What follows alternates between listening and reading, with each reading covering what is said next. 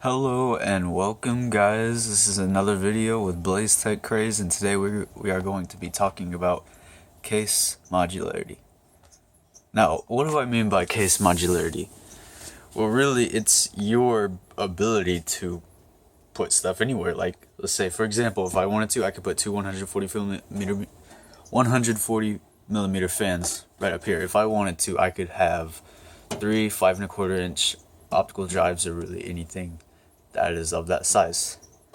Here, if I wanted to, I could have all SSDs in these 4 cages, or I could have 4 hard drives, and in some cases, both.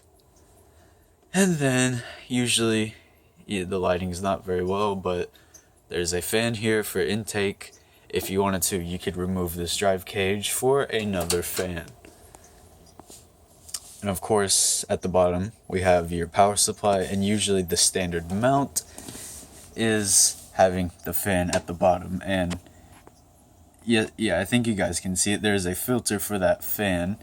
It's pretty standard on most cases, but really, I'm not here to tell you about what a case has, etc., etc. It's about modularity. Now, this case is probably not the best example to show you guys that, but I can still do it nonetheless. So really, the first thing that people notice when they look into a computer is obviously the cables and cooler, etc. But most fairly high-end cases, say about $100 to $120, maybe less, maybe more, have grommets for cable management. And clearly this case doesn't. And it's kind of sucky that I don't have it, but I mean, what can I do? This case was pretty cheap. But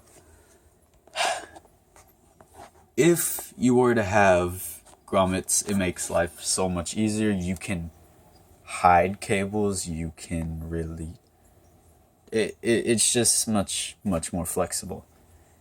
Now, earlier I mentioned stuff about fans, hard drive cages, 5¼ inch base. On this case, these drives cannot be removed at all. I really wish they could be, but I digress. They're not. And then this cage can be, and then fill it in for a fan. But if you were to do that and not have an extra fan, what can you really put here? I mean, I don't really see any space for a reservoir mount. I mean, it'd be possible, but not really cut out. Sometimes in a much bigger case, you could have rad support, which, I mean, in such a way this case does. But, I mean, if you had a 240 millimeter radiator and it was, say, 40 millimeters thick, you have no drive cages. I do believe there are not SSD slots on the back of the motherboard tray, so you really have no drives, but I could be wrong. Let's see, down here, no. Oh, there's already dust in this case. Oh my fucking... I'm not very happy. Another thing that you guys should seriously do: get dust filters.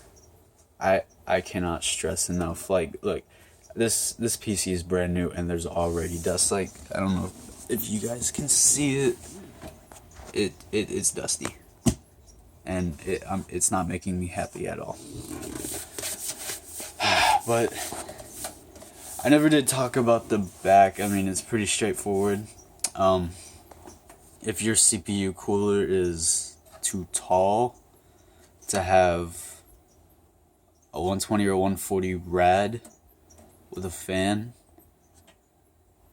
I mean, you're pretty much out of luck, but a better case like this would have the modularity to do that. Same with the top. I mean, there's some decent clearance right here. Like, I could probably have two 140s, although I'd probably go with the 120 just because of its ubiquity. Maybe a 30 mil radiator. I don't know, possibly. But yeah, sucks. I'm still upset about the dust. I can't get over that. I already have to vacuum. Look, even the drive cages. Here, I have a drive cage right now. Dusty. Already. Yeah. Live in a dusty place, but what can you do? Anyway, other than modularity, you guys may be wondering, why do you still have that stock heatsink? Well, I plan on getting a Noctua NHD 15 very soon. Although I don't know when very soon will be. I just hope it's very soon. And then I can finally overclock. And then GPU for this slot, that's going to take some time. Lots and lots of time. But anyway, guys, I hope this video helped. Please hit that like button if you like this video, but if you didn't like it, I want your opinion. Dislike it if you really didn't like it. But anyway, Blaze Tech Craze, and I'm signing out.